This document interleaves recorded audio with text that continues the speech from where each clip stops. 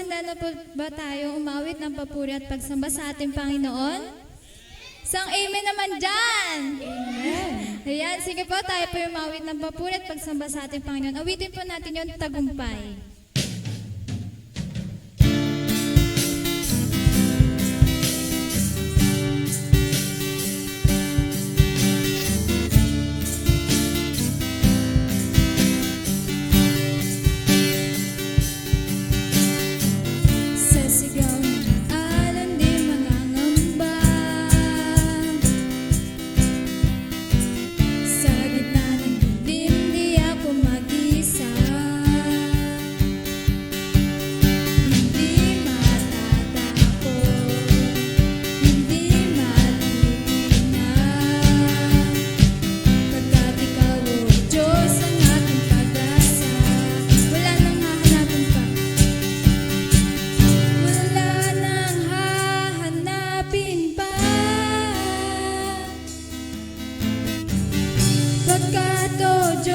Sapat ka na, pag-ibig mo, kandungan ko, pangako mo, sandigan ko.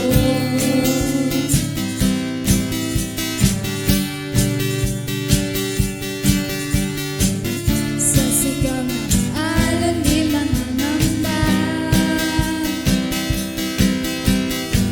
sa gitna ng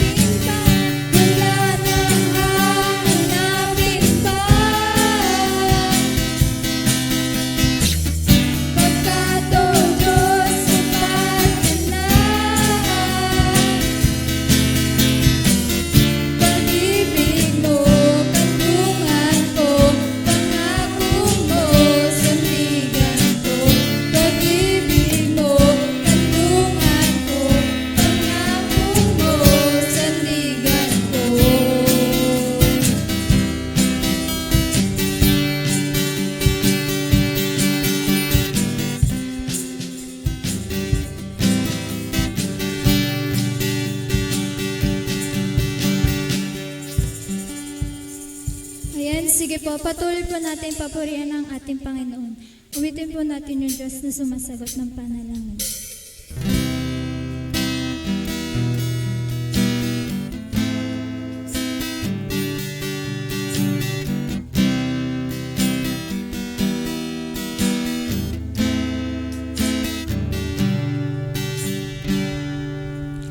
Ikaw ay Diyos na sumasagot, umidin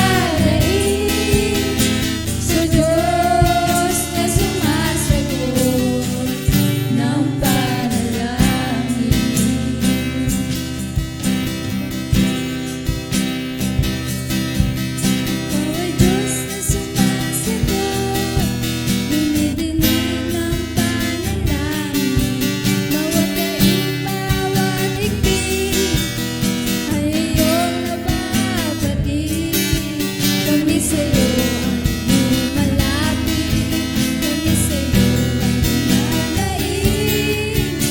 Hingin itong pagsamo, tampin ang panalangin. Ikaw ay Diyos na mabuti at tapat. Ang mga pangako mo, O Diyos, sa amin ay sapat. Kung kami naninindig at ang paligid ay kay dilim, kami ay dadalangin, kami ay dadaig sa Diyos na sumasagot ng panalangin. Ikaw ay Diyos na mabuti at tapat. Ang mga pangako mo, O Diyos, sa amin ay sapat. At kung kami naninindig at ang paligid ay kay dilim, kami ay dadalangin, kami ay dadaig sa Diyos na sumasagot ng panalangin. Ikaw ay Diyos na mabuti at tapat. Ang mga pangako mo, O Diyos, sa amin ay sapat. At kung kami naninindig at ang paligid ay kay dilim, kami ay dadalangin, kami ay dadaig sa Diyos na sumasagot ng panalangin. Sa Diyos na sumasagot ng panalangin. Sa Diyos na sumasagot ng panalangin.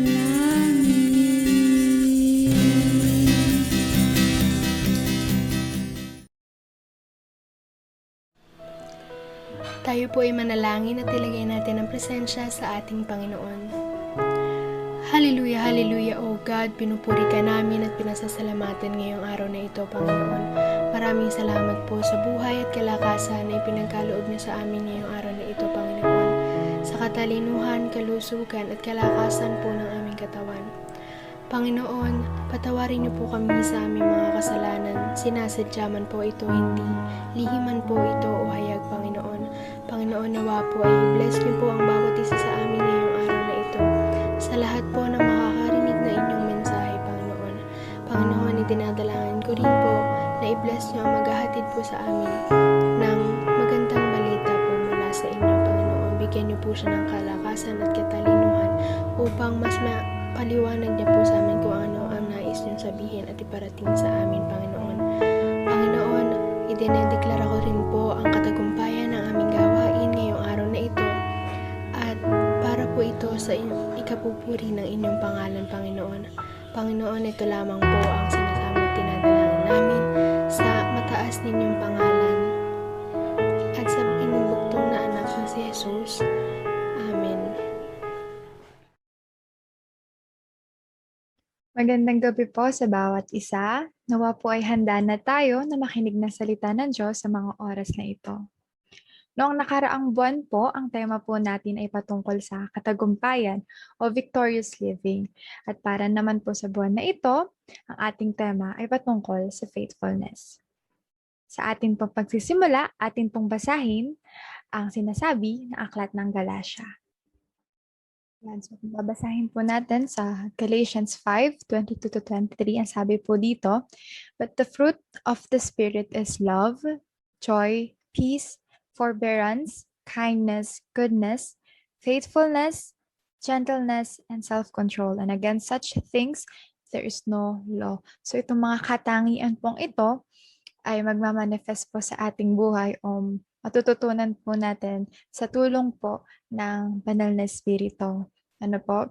At ang kaparaanan po ng Panginoon para ito'y matutunan natin, kalimitan po ay kakaiba at kalimitan po ay mga paraan na hindi po natin inaasahan. Halimbawa po, para po tayo ay matuto ng love, ng pagmamahal, no? Maari pong bigyan niya tayo ng mga tao na hindi kaibig-ibig. Ano po? At kung nais niya po na ating matutunan na maging mapayapa, no, yung peace po, maaari na ilagay niya tayo sa lugar kung saan may conflict, no? Lugar na parang walang kapayapaan, no? Puro kaguluhan. At ganun din naman po para ating matutunan yung faithfulness, no? Yung fruit of faithfulness. Maaari po naman na tayo ay pagkalooban niya ng ano po kaya? Maliliit na bagay. So ano po kaya itong maliliit na bagay nito? So ito po yung ating pag-uusapan ngayong gabi na ito. So ang title po ng word po natin ngayon, pinamagatan ko po ito na maliliit na bagay o maliit na bagay. Ayan. So, basahin po natin ang ating key verse po ay sa Lucas 16:10. Ang sabi po dito, ang mapagkakatiwalaan sa maliit na bagay ay mapagkakatiwalaan din sa malaking bagay. Ang mandaraya sa maliit na bagay ay mandaraya rin sa malaking bagay. Ayan po. So bago po tayo magpatuloy, ang lahat po muna ay pumikit at tayo po ay manalangin. Heavenly Father, we glorify your name, Panginoon. Tunay nga na dakila ka. Tunay nga na ikaw ay kapuri-puri, Panginoon. Lord, sa gabi pong ito, kami po ay nagpapasalamat, nagpapakumbabang humaharap sa inyo, nagpupuri, O God. Patuloy nyo nga pong pakalinisin ang puso ng bawat isa, Panginoon, na kahit kami po ay hindi karapat-dapat. Salamat po sa inyong grasya. Salamat sa inyong habag. Salamat sa inyong pagpapatawad. Panginoon, sa gabing ito, kami po ay nagnanais na ikaw ang aming maranasan. Kami po ay nagnanais na matuto po, Panginoon. Buksan mo po ang aming puso at isipan. At sa akin po, bilang tagapaghatid ng inyong salita, Panginoon, ang aking dalangin ay ang inyong pangunguna, Panginoon. Kayo po ang maging sentro ng gawain ito at sa inyo po ang kapurihan at sa inyo lamang po ang glory, Panginoon. Salamat po. Abutin mo po ang bawat isa na nakikinig sa mga pagkakataong ito, Panginoon. At kayo po ang bahala, Lord God, na magturo sa amin. Sa inyo po ang kapurihan at pasasalamat sa pangalan ni Jesus. Amen. Yan po. So patuloy po tayo. Yan. So, ang key verse nga po natin ay sa Lucas 16:10. Ayan. Mapagkakatiwalaan sa maliit na bagay ay mapagkakatiwalaan din sa malaking bagay. Ngayon po, sa itong key verse lamang po, itong verse 10, ito lamang po, dito lamang po iikot yung pag-uusapan natin ngayong gabing ito. At meron lamang po akong 3 bagay na nais na ibahagi sa inyo. So, ang una po ay patungkol sa maliliit na bagay sa ating buhay. So, aalamin po natin kung ano nga po ba yung maliliit na bagay sa ating buhay. Pangalawa po ay kung gaano nga ba kalaki ang maliit. So, yan po, no? Atin pong aalamin, gaano nga ba kalaki ang maliit. At pangatlo, ating pong pag-uusapan ang gantimpala. So, ano po kaya yung gantimpala na iyan? Sige po, tayo po ay magsimula. Ano nga ba ang maliliit na bagay sa ating buhay? Ayan. So, yung maliliit na bagay sa ating buhay, una po, no, maaaring ito ay small events, no? O sa Tagalog, maliliit na pangyayari. Ayan. Pero, tunay nga po, no, bago yung maliliit na bagay, siguro mas mabilis po na maalala yung mga pangyayari na mas malaki sa ating paningin. Halimbawa po, maaaring memorable para sa atin o para sa isang tao ang 2018, kunyari po na dahil ito yung taon na siya ay nag-graduate o ito yung taon na siya ay pumasa ng board exam. O kaya naman po, maaring mahalaga para sa iyo ang taong 2015. For example po, dahil ito yung unang pagkakataon na ikaw ay nakabuo ng cell group, no? O naalala niyo po siguro yung panahong nakakilala sa Panginoon ng inyong asawa, yung anak niyo, mga kapatid o kaibigan. O kaya yung araw na na-promote ka sa trabaho. No? Siguro malaking pangyayari din or big event para sa iyo yung mga panahon o noong mga panahon na talaga nagtagumpay yung negosyo mo, no? O kaya tandang-tanda mo yung pagkakataon na natapik ka, no? Natap ka sa likod ng iyong leader sa pinakaunang pagkakataon para sabihin na pwede ba ikaw naman na magpakanta sa susunod nating fellowship or pwede bang ikaw naman na mag-share ng word of God, no? So para sa atin, ito yung mga big events siguro, no, ng ating buhay. Ganun pa man po, no? Sabi nga po kung paano binubuo ang isang taon ng mas maliliit na araw. Ito pong mga big events na sinabi ko po ay sa likod nito, no, bago po natin mahamtan itong mga big events na to, ito po ay binubuo din ng smaller events o mga mas maliliit na pangyayari. Ayan. So, syempre, no, bago ang isang estudyante ay mag-graduate, no, bago yung graduation day niya, ito ay binuo muna, no, ng ilang araw na kailangan niya nang pumasok ng eskwelahan, no? Bago pumasa ang isang estudyante ng board exam, ilang gabi siguro na kailangan niyang magpuyat, no, para mag-aral. So, siguro bago talaga makapag-build ng cell group, no, naniniwala po ako na ilang araw, ilang linggo na talagang pinag-pray mo po talaga, no, pinag-pray natin yan, iniluhod sa Panginoon, iniluhod sa Kanya, no, idinalangin yung mga tao na nais nating maligtas. So bago nakatanggap ang inyong asawa, inyong mga anak sa Panginoon, no, ilang araw o ilang gabi o ilang luha din talaga yung iyong naranasan talaga para sila ay idalangin, para sila ay makakilala sa Panginoon. So syempre, bago ka ma-promote sa trabaho, maaaring ilang overtime, no? Ilang overtime yung naranasan mo para ikaw ay mapagkatiwalaan ng iyong boss for promotion. At bago magtagumpay ang negosyo mo na marami din siguro ikaw naranasan, no, na kalugihan man, ganyan po. At bago ka man i-assign ng leader mo, no, sa mga malalaking assignment o task, yan, no, ito muna ay binuo ng mas maliliit na task, no? Ikaw muna ay tinest ng leader mo, no? Ito ba ay bago ko i-assign na mag-word of God o bago ko i-assign na mag-worship lead, ito ba ay una, nagde-devotion ba muna, no? Mas maliit kasi na bagay yun para sa atin, no? O kaya ito ba ay pag-praise and worship, nakikitaan ko ba, no? Na talagang yung tunay na pagsamba sa spirito at katotohanan, no? Ayan. So, yung mga big events na to, ito ay binubuo ng smaller events o mas maliliit na pangyayari. Ayan. Bukod dito, ano pa kaya yung maliliit na bagay sa ating buhay? Ito ay yung mga smaller duties o maliliit na gawain. Ayan. Sabi nga po, ano po, kung ano pa daw yung mas maliit na gawain, kalimitan, ito pa po yung mas mahirap para sa ating gawin. No? Bakit po kaya ganoon? Kasi kalimitan, ito pa yung ating kinakatamaran o parang maaaring isa walang bahala, no? Parang hindi namang importante, no? So kaya ang hirap gawin para sa atin. Ayan. Parang sa labanan daw po, no? Yung mga sundalo, excited sila sa mismong araw ng pakikipaglaban. Excited, no? Andun siguro yung adrenaline rush, no? Andun yung ready na ready yung mga sundalo, ready na ready yung mga sandata nila, yung mga armas nila, no? Pero may pagkakataon din po na, tanungin natin, no, yung enthusiasm ba nila, yung kasabikan nila sa mismong araw ng labanan, no, excitement, no? Ito kaya ay kapareho ng enthusiasm nila sa mga araw na sila ay nagsasanay pa lamang, no? Yung araw-araw na kailangan ng military exercises, ng nakakapagod na drills, no? Pareho kaya ng kasabikan, pareho kaya ng nararamdaman, kumbaga, pareho kaya ng fire sa kanilang loob, no?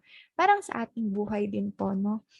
Yung excitement po kaya natin sa malalaking duties ay kapareho ng excitement natin para sa mas maliliit na gawain. Ayan po, no? Kung excited po tayo at nangangarap na mag-preach din sa unahan someday o mag-share ng word sa ating mga fellowships, excited din po kaya tayo sa ating pang-araw-araw na devotion? Ayan. Kung tayo po ay nangangarap na mag-special number sa unahan, ipamalas ang ating talento sa pag-awit, no? Tayo din po kaya ay handang ibigay ang ating the best na papuri tuwing praise and worship, no? At kung tayo po ay nangangarap na maging magaling na leader din balang araw, tayo po kaya ay magaling na tagasunod ngayon? Yan po. Muli po, ating pong balikan ang sinasabi sa Lucas. Kung tayo ay mapagkakatiwalaan sa mga maliliit na bagay na ito, yung mga smaller events at smaller duties, no, tayo din po ay pagkakatiwalaan sa mas malalaking bagay. So yan po, yung unang puntos, yung ano nga po ba yung maliliit na bagay sa ating buhay. Ayan. So na-identify na natin kung ano yung maliliit na ito. Pangalawa naman po, yan, dadako po tayo sa katanungan na gaano nga ba kalaki ang maliit? Yan. So sabi diyan, ang maliit, no, ay importante sa ating Diyos, no? So kahit po pala ang maliliit na bagay, ay importante pa rin sa Panginoon. So, bakit totoo kaya ito, no?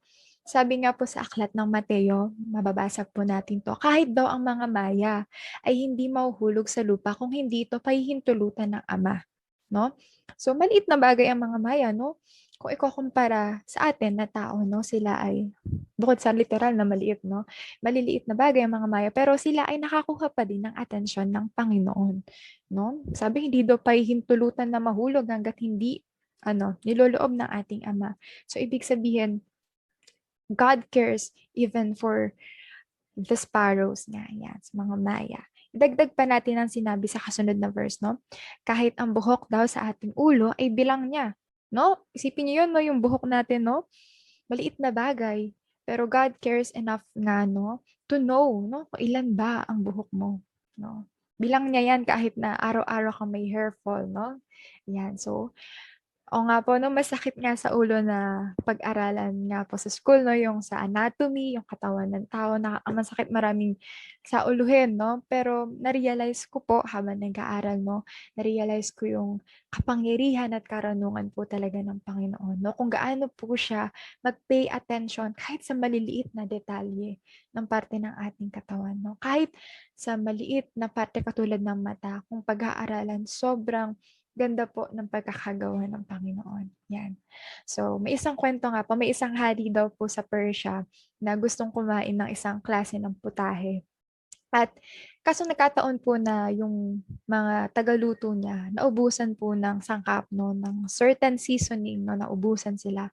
At dahil sa takot sila na hindi magustuhan ng hari yung kanilang luto, pumunta sila sa kalapit na bayan at kumuha ng seasonings, no.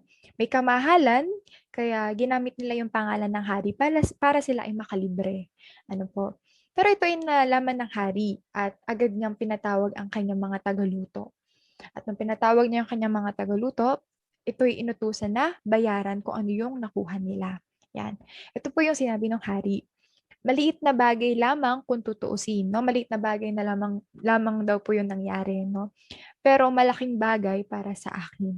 So, maliit na bagay, yun nangyari, pero malaking bagay para dun sa hari. Sabi niya, ang isang hari ay dapat marunong magpakita ng katarungan dahil siya ay ehemplo para sa kanya nasasakupan. Kung hindi ko man kayo magawang maging makatarungan kahit sa maliliit na bagay, magagawa ko namang ipakita na ito ay posible.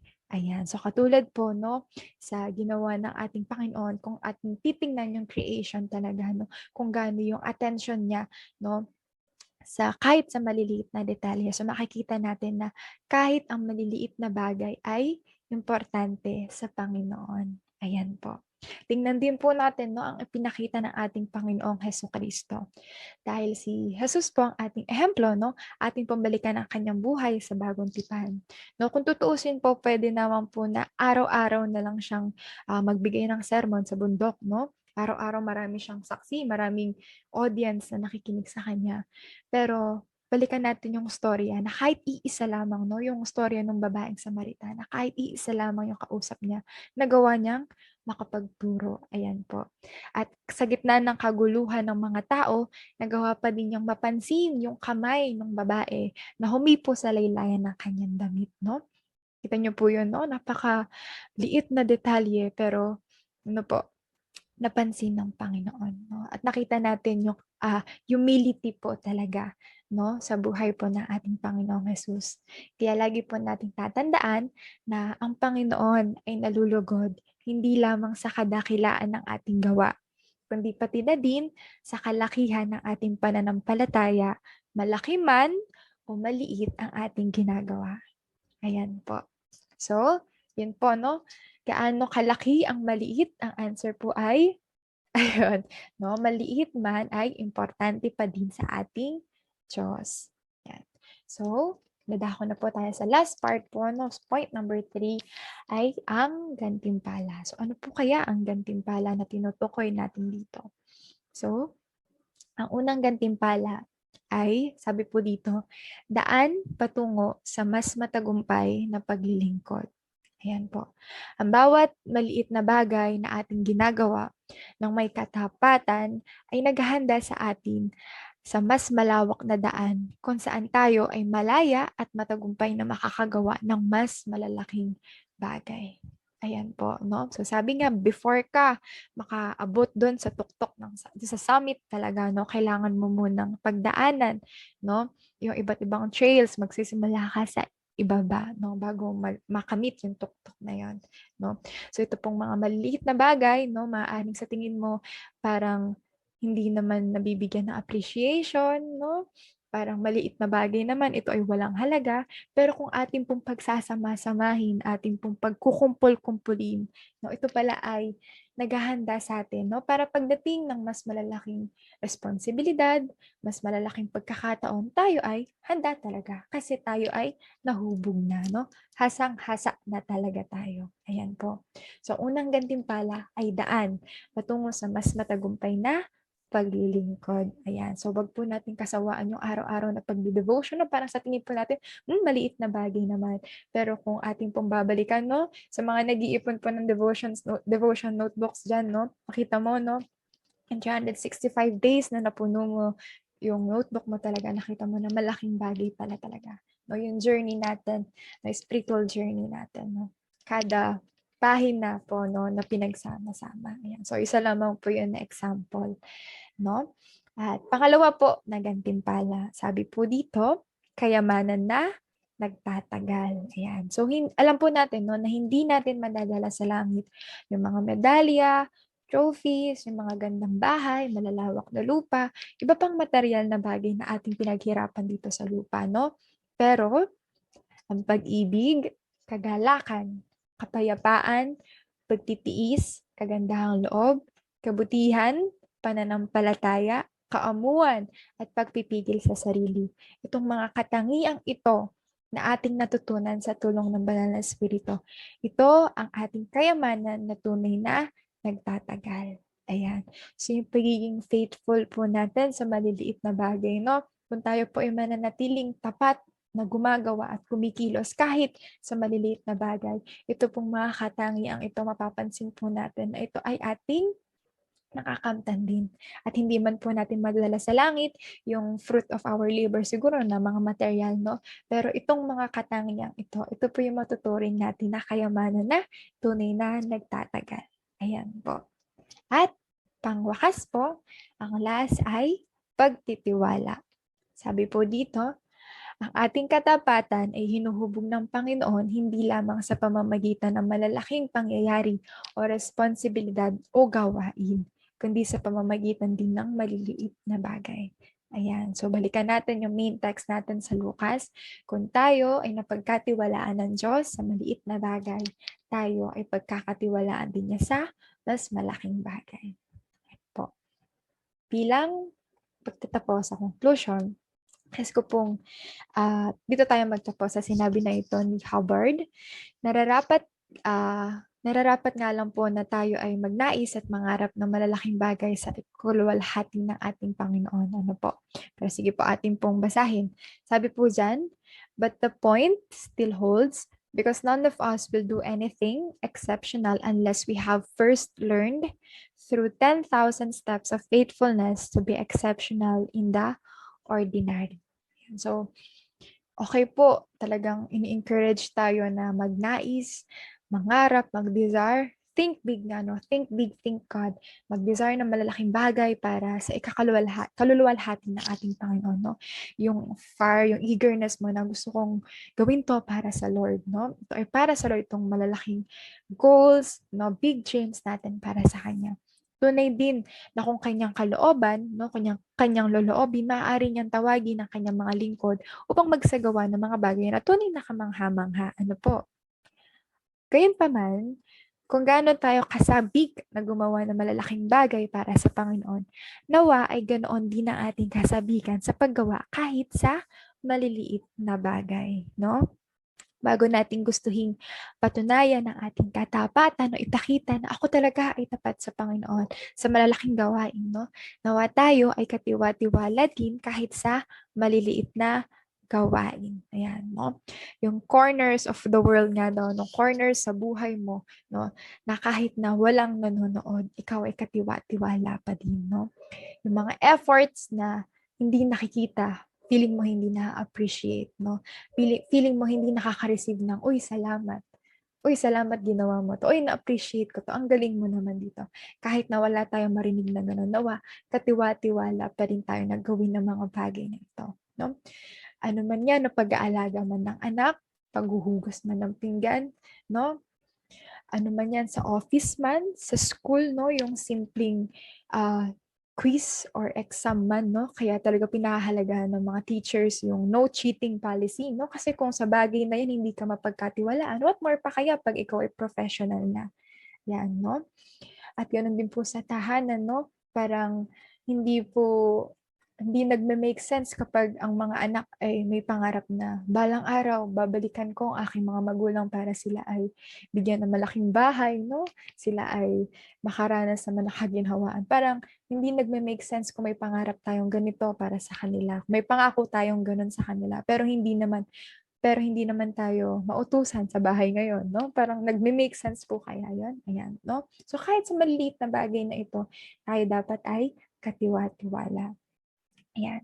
So, nawa po ang bawat isa ay may natutunan, ang bawat isa po ay naabot ng salita ng Panginoon.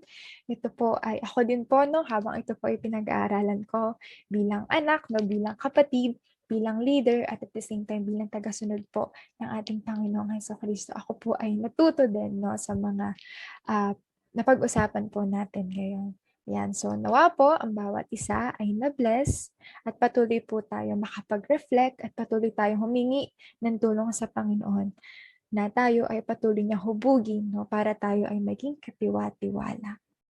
Po, sige po, tayo po ay manalangin. Panginoon, ang kapurihan ay sa inyo, Panginoon. Tunay nga na dakila ka, O God. Salamat po sa gabing ito. Salamat po sa inyong pagtuturo, O God. Salamat dahil tunay na imposible na aming pong makamit ang mga bagay na ito, ang fruit of the Holy Spirit, Panginoon. Pero Lord, sa tulong ng inyong banal na Espiritu, sa inyong tulong, Panginoon, ito po ay magiging posible. So God, kayo nga po ang patuloy, Lord God, na magturo sa amin. Buksan mo po ang aming puso at isipan na maging able kami na may apply ito sa aming pang-araw-araw. Panginoon, patuloy namin matutunan kung paano maging katiwa-tiwala kahit sa maliliit na bagay. Dahil tunay nga na kahit ang maliliit na bagay ay importante para sa inyo. Salamat po. Patuloy, Lord God, na sa puso bawat isa, ang desire po namin, Panginoon, ay sa maliit o sa malaking bagay man, ay Lord, andun po, Panginoon, yung pagiging faithful po namin. So, salamat po. Patuloy mo pong gabayan at ingatan ang bawat isa. Sa inyo po ang kapurihan at pasasalamat sa pangalan ni Jesus. Amen.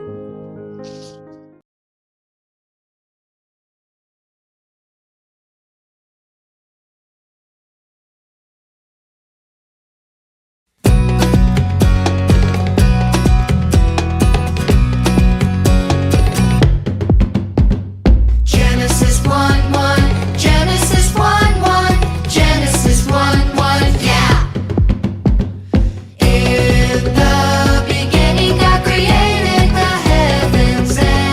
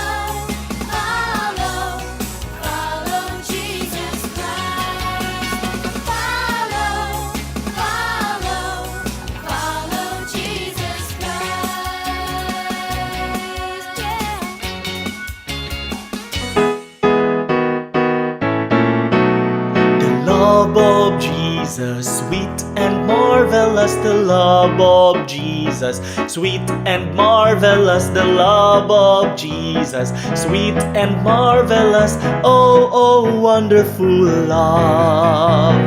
Higher than the sky, deeper than the ocean, wider than the universe, oh, oh, wonderful love. The love of Jesus, sweet and marvelous, the love of Jesus, sweet and marvelous, the love of Jesus, sweet and marvelous, oh, oh, wonderful love. Higher than the sky, deeper than the ocean, wider than the universe, oh, oh, wonderful love.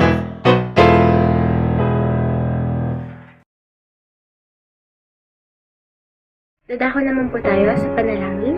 Atin pong ipag-pray ang bansang Pilipinas at ang bansang Israel.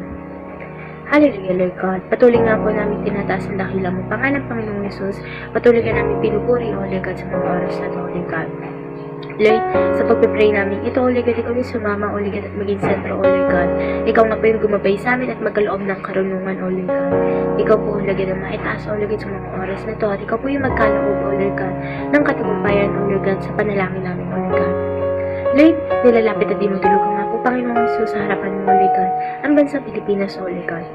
Ikaw nga po, Panginoong Jesus, yung patuloy, O Lord God, na kumilos sa bansang to. Ikaw po yung patuloy, O Lord God, na gumawa sa bansang to, O Lord God. At ikaw po, O Lord God, yung patuloy na makita at maitaas sa bansang to, O Lord God.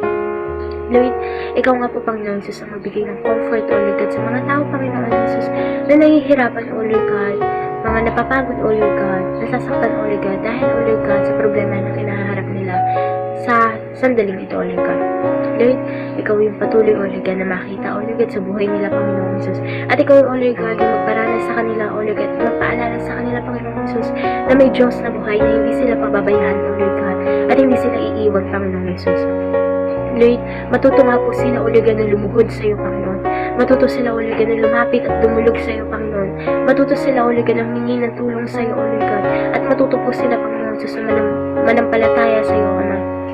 Panginoon, nandun, O Lord God, na ilayo niyo nga po, Panginoong Jesus, sa kapahamakan ang bansang Pilipinas, O Lord God. Ilayo niyo po, Panginoong Jesus, sa anumang panganib, O Lord God, sa anumang trahedya, O Lord God, ang bansang Pilipinas, O Lord God. At nandun po yung kapayapaan, O Lord God, na ipagkakaloob mo, O Lord God, sa bansang Pilipinas, O Lord God. At Lord God, kay President Duterte, O Lord God, na siyang namumuno, O Lord God, sa bansang Pilipinas, O Lord God. Lord, patuloy niyo siyang pagkalooban ng karunungan at ng katalinuhan, O Lord God, sa pang-araw-araw niyang pamumuhay, O Lord God. Nandun po na ikaw yung magbigay sa kanya ng magandang kalusugan, O Lord God. Nandun po, Panginoong Jesus, na ikaw yung patuloy na sumama at gumabay sa kanya, O Lord God. Ikaw po yung Panginoong Jesus magbigay ng kalakasan physically, emotionally, and mentality, Panginoon, sa kanya, O Lord God. At nandun po, Panginoong Jesus, na matuto siya, O Lord God, na lumapit sa iyo, O Lord God, at humingi ng tulong at gabay sa iyo, O Lord God, sa pamumuno, O Lord God, sa bansang to, O Lord God, sa bansang Pilipinas, O Lord God. Lord, ikaw nga po, Panginoong Jesus, yung patuloy na makita sa buhay niya, O Lord God, at gayon din po, Panginoong Jesus, sa buong pamilya niya, O Lord God. Nandun po, Panginoong Jesus, O Lord God, na ikaw nga po, Panginoon, yung patuloy na mag-provide, O Lord God, ng pangangailangan nila, O Lord God, ng buong pamilya niya, O Lord God. Ikaw nga po, Panginoong Jesus, yung magprotekta sa kanila, O Lord God, at ilayo niyo po sila sa anumang kapahamakan, O Lord God. And Lord, nandun po, Panginoong Jesus, na ikaw yung magpatuloy na magbigay, O Lord God, na magandang kalusugan, O Lord God, sa buong pamilya, Panginoon, ni President Duterte, O Lord God. At nandun po, Panginoong Jesus, na ikaw yung patuloy na maitaas, O Lord God, sa buong pamilya niya, O Lord God. Ikaw yung maluwalhati, O Lord God, sa buong pamilya niya, O Lord God. And Lord, nandun po, Panginoong Jesus, na gabayan niyo po sa President Duterte, O Lord God, sa bawat decision, O Lord God, na tatahakin niyo, O Lord God. Nandun po, Panginoong Jesus, na ikaw po, Panginoong Jesus, ang nakakaalam, O Lord God, na magandang plano, O Lord God, para sa bansang Pilipinas, O Lord God. Ipagkaloob mo nga po, Panginoon, at sabihin mo, O Lord God, kay President Duterte po, Panginoong Jesus, kung ano yung nais mo, O Lord God, sa bansang Pilipinas, O Lord God. Nandun po, Panginoon, sa bawat decision, O Lord God, ni President Duterte, Panginoon, para sa ikaunlad ng bansang Pilipinas, O Lord God. Ay nandun, O Lord God, na ikaw yung maging sentro nito, O Lord God, at ikaw po, Panginoong Jesus, yung gumabay sa kanya, O Lord God. Ikaw po, Panginoong Jesus, yung gumabay sa kanya, O Lord God. At nandun po, Panginoong Jesus, na gamitin mo pa po siya, O Lord God, para sa ikauunlad, O Lord God, ng bansang Pilipinas, O Lord God. And Lord, nilalapit at dinudulugan din po sa iyo, Panginoong Jesus, ang bansang Israel, O Lord God. Lord, patuloy niyo nga pong gabayan ng bansang Israel, O Lord God. Patuloy niyo po, Panginoong Jesus, na pagkalooban, O Lord God, ng karunungan, ng katalinuhan ng mamamayan ng Israel, O Lord God. Nandun po, Panginoong Jesus, na patuloy niyo po silang ilayo sa anumang kapahamakan, O Lord God. Sa anumang trahedya, Panginoon, nandun yung banal na Espiritu, O Lord God, na patuloy, O Lord God, na kumilos sa bansang Israel, O Lord God. At nandun po, Panginoon, yung kapuspusan, O Lord God, na patuloy mo ipagkaloob sa kanila, O Lord God. Lord, nandun nga po na patuloy na mamatawi, O Lord God, ng salita mo, Ama, sa bansang Israel, O Lord God. At patuloy silang manindigan, O Lord God, sa bawat salita mo, Panginoon Jesus. Sa bawat pangako mo, Panginoon, na nasusulat, O Lord God, sa Biblia, Panginoon. Lord, patuloy nga, Panginoong Jesus, na madakila kanila, O Lord God, at maitaas, O Lord God. Nandun nga po, Panginoong Jesus, sa bawat ministry, O Lord God, sa Israel, O Lord God. Nandun po, Panginoong Jesus, na ikaw yung maging sentro nito, O Lord God. At yung katagumpayan, Panginoong Jesus, na ipagkaloob mo, Panginoong Jesus. Nandun po, Panginoong Jesus, na ikaw po, Panginoong Jesus, yung patuloy na mag-provide, O Lord God, na pangailangan ng bansang Israel, O Lord God, at sa namumuno, O Lord God, sa bansang Israel, O Lord God. At nandun din po sa bawat pastors, O Lord God, ng bansang Israel, O Lord God. Nandun po, Panginoong Jesus, na ikaw, O Lord God, yung magbigay at magkaloob sa kanila ng katalinuhan at ng karunungan, O Lord God. Ikaw po, Panginoong Jesus, yung patuloy na sumama sa kanila, O Lord God. Nandun po, Panginoong Jesus, na patuloy, O Lord God, na makamtan nila, O Lord God, yung victory, O Lord God, yung victory, Panginoong Jesus, na nagmumula sa pangalan ng Panginoong Jesus, O Lord God. Lord, alisin mo nga po, Panginoong Jesus, ang anumang espiritu ng kasakitan, O Lord God, sa bansang Israel, O Lord God, anumang kapahamakan, O Lord God, at nandun, O Lord God, yung espiritu ng protection, O Lord God, ay pagkakaloob mo sa bansang Israel, O Lord God. Lord, patuloy kang kumilos sa bansang Israel, O Lord God, at patuloy nilang maalala, O Lord God, na may Diyos na buhay, na hindi sila iiwan, O Lord God, sa anumang trahedya at sa anumang kapahamakan, O Lord God. Na may Diyos na buhay, O Lord God, na sasamahan sila, O Lord God, sa bawat hamon ng buhay. Na may Diyos na buhay, Panginoon, nagagabayan sila, O Lord God, at po-protectionan, Panginoon. Salamat, O Lord God, dahil nandun na nga po, Panginoon Jesus, yung katagumpayan, O Lord God, na ipagkakaloob mo sa bansang Pilipinas at sa bansang Israel. Salamat po, O Lord God, ito po aking sanatalangin sa pangalan ni Jesus. Amen. Ay, so tayo po ay patuloy na yumuko at tayo po ay manalangin. Panginoon, salamat po sa gabi nito, tunay na napakabuti mo. Salamat, Lord God, dahil sa patuloy na paggabay ng iyong banal na Espiritu, kami po ay malayang nakakapaningan. At Lord, patuloy, Lord God, sa mga oras na ito, hinihingi namin, Panginoon, ang gabay ng iyong banal na Espiritu. At sa mga oras na ito, akin po ngayon dinudulog sa iyong pong harapan ang aming pong church leaders, Panginoon. Lalo ngayon na, Lord God, sa pamumuno ng aming pong Pastora Mary at ng aming Pastor Buddy, O God. Napatuloy, Lord God, na ikaw po yung magbigay sa kanila ng kalakasan physically, emotionally, at spiritually, Lord God. Marami pong salamat dahil sa patuloy na paggabay mo sa buhay nila, Lord God. Aming pong dalangin, Panginoon, na ikaw po yung magbigay sa kanila ng karunungan at ng katanungan. Lord, dalangin ko na patuloy, Panginoon, na gamitin mo sila mightily, Panginoon, upang patuloy, Lord God, nagabayan ng bawat isa, Panginoon, na member, O God, sa bahay-sambahan ng TFGC Montserrat. Lord God, ano man ang kanila pong pangangailangan, ito man po, Panginoon, ay physically, emotionally, at spiritually, Lord, ikaw po yung patuloy na magpala sa kanila, Panginoon. At financial, Panginoon, naniniwala kami na patuloy mo po silang pagpapalain. Marami pong salamat, Lord God, at patuloy na gabayan mo po, Panginoon, ang kanila pong mga anak, Lord God, na patuloy, Lord, na ikaw po yung magbigay sa kanila ng karunungan, ng katalinuhan, Panginoon, sa kanila pong pag-aaral, maging sa kanila pong paglilingkod sa iyo.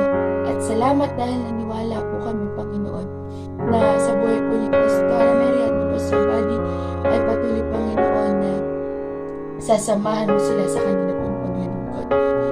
Maraming pong salamat, Lord God, at Panginoon, dinudulog din po namin sa iyo ang bawat primary leaders, Panginoon. Naniniwala ako, Panginoon, na sa buhay ng bawat primary leaders, O God, na patuloy na nag-aalaga, Panginoon, sa kanila pong mga inaalagaan, ay naniniwala kami, Lord God, na ikaw po yung magbibigay sa kanila ng karunungan at ng katalinuhan, Panginoon. At patuloy, Panginoon, na sa pagiging kamanggagawa nila, Panginoon, ikaw Ikaw po yung magbibigay sa kanila, Lord God, ng kalakasan, emotionally, physically, at spiritually, Panginoon. At hayaan mo nga po, Panginoon, na patuloy na maging good example ang bawat isang primary leaders, Panginoon, sa bawat kanilang inaalagaan. Marami pong salamat sa paggamit mo sa kanila pong mga buhay upang patuloy, Lord God, na maturuan din po ang bawat isa na kanila pong inaalagaan para lumago spiritual. Marami pong salamat, Lord God, at sa lahat po, Panginoon, ng church leaders, Panginoon, ng aming pong bahay sa bawat sambahan, Panginoon. Lord, sa deacons, Panginoon, maging Lord sa bawat president ng department, O God, Lord, sa church councils, Panginoon, sa worship coordinator, Panginoon, maging Lord sa patuloy na hahawak sa mga bata, Lord God, naniniwala kami, Panginoon, hindi ko po yung patuloy na gagamit sa bawat isa, Panginoon, upang patuloy, Lord God, na patuloy na ikaw po yung magbigay sa bawat church leader, Panginoon, ng karunungan at ng katalungan. Marami pong salamat, Panginoon, na sa gabi nito, naniniwala kami na ikaw po yung magbibigay ng katagumpayan, Panginoon. At Lord, hayaan mo nga po, Panginoon, na ang bawat isa, Panginoon, ay patuloy na tumayo at manindigan sa iyo pong pangalan, Panginoon. Marami pong salamat sa paggamit mo, Panginoon, sa buhay ng bawat isa na patuloy na maglingkod para sa iyo, God. Marami pong salamat, Panginoon, at hindi namin po hinahayaan ang gawa ng kaaway na patuloy na manira, Panginoon, sa buhay ng bawat isa. Gamayan, Panginoon, kami ng iyong pong banal na Espiritu at iyong pag-iingat, Panginoon, ay sumaamin, Lord God. At hayaan mo, Panginoon, na balutin mo kami, Panginoon, ng iyong pong banal na dugo, Lord God. At marami pong salamat dahil naniwala kami na sa pangalan ng iyong anak na si Jesus ay ibinigay mo na po sa amin ang katagumpayan. Salamat, aming Diyos, napakabuti mo. Po aming samot na langin, aming pasasalamat at may kalakip na katagumpayan na nagmumula sa iyo. Sa pangalan ng iyong anak na si Jesus. Amen and amen. Ayan, sige po, patuloy po tayong sa panalangin. Yes, Lord, hallelujah, Lord Jesus. Panginoong Jesus, Lord God, we pray nga po, Lord God, for this pandemic, oh Lord God, na nawa, Panginoon, ang mga COVID-19 patients, Lord God, I pray for their healing nga po, Panginoon. Lord, I know that you are the great healer nga po, Panginoon. Na nawa, Panginoon, ay gumaling na nga po at Lord God, ang cases nga po ay hindi na nga po ganun tumaas, Panginoon. I pray din po, Lord God, alam ko, Panginoon, na kayo nga po ay nakakaalam kung kailan nga po matatapos ang pandemya ito, Panginoon. I pray, Panginoon, ng bawat isa ay Lord God, ay sumunod nga po sa protocol na ibababa ng government, Panginoon. I pray, Panginoon, na hindi na nga din po talaga lumaganap ang virus, O Lord God. Ingatan mo nga po ang bawat isa, O Lord God. May you bless each and everyone nga po. Ingatan mo nga po, O Lord God, at ilayo mo nga po sa virus, O Lord God. Yes, Lord. Hallelujah, Lord Jesus. Lord God, I pray for those frontliners, Panginoon. Thank you nga po, Lord God, sa kanilang willing na pagsuserve for others, O Lord God. We thank them, O Lord God, sa kanilang pag-aalaga, sa kanilang serbisyo, sa kanilang pagpapagaling, at paggagamot nga po sa mga positive patient, O Lord God. Salamat nga po, O Lord God, sa kanilang mga buhay, O Lord God, na patuloy na lumalaban, O Lord God, at patuloy, O Lord God, na ginagawa ang kanilang trabaho, O Lord God. Pray, O Lord God, ingatan mo nga po ang bawat isa, O Lord God, ingatan mo nga po sila, O Lord God, na patuloy na kayo nga po yung maging kalakasan nila, O Lord God. Layo mo nga po sila sa virus, O Lord God. Layo mo nga po sila sa kapamahakan, Panginoong Jesus. I pray nga din po, Panginoon, na nandun yung guidance nyo nga po sa kanila, O Lord God, sa kanilang mga gagawin, O Lord God, sa kanilang pagtulong, O Lord God. I pray, Panginoon, na hindi nga po sila mawalan ng pag-asa, O Lord God. Patuloy na palakasin mo nga po yung kanilang loob, O Lord God. Patuloy na bigyan mo nga po sila ng tapang, O Lord God. Salamat nga po, Panginoon. And Lord, I pray din po na i-guide nyo nga po sila with your Holy Spirit nga po, Panginoon. I-lead mo nga po sila, O Lord God, na hindi nga po sila magsawa, O Lord God, na magbigay na kanilang serbisyo, O Lord God. Ingatan mo nga po sila, O Lord God, alam ko po, Lord God, na kayo nga po ay kasakasama nila, O Lord God.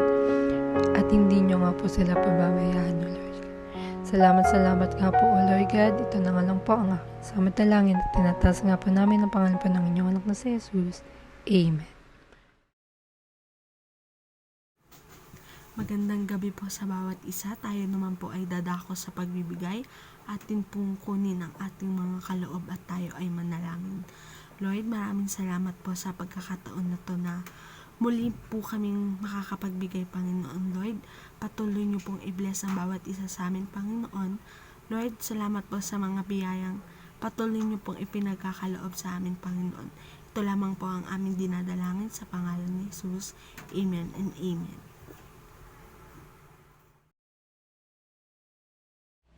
Ipikit po natin ang ating mga mata at tayo ay manalangin.